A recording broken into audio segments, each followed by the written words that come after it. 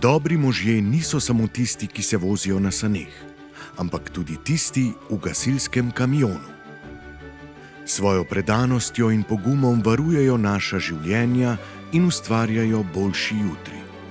Vrednosti slovenskih prostovoljnih gasilcev, ki svoj prosti čas žrtvujejo za pomoč drugim, se v Šparu Slovenija dobro zavedamo.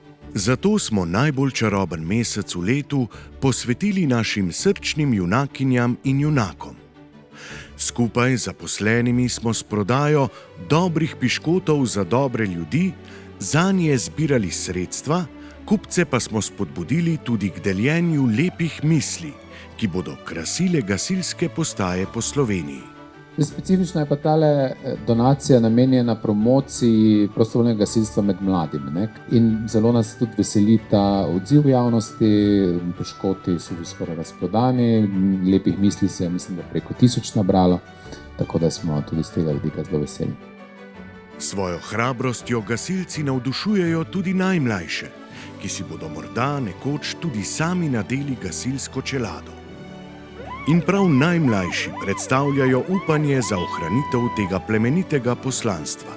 Največji izziv, pravzaprav, ki nam predstavlja tudi resno grožnjo, je pomanjkanje kadra mlajše generacije. Skupaj z našimi kupci smo za prostovoljne gasilce zbrali 25 000 evrov. V znak hvaležnosti in spoštovanja pa smo v Šparu ta znesek še podvojili.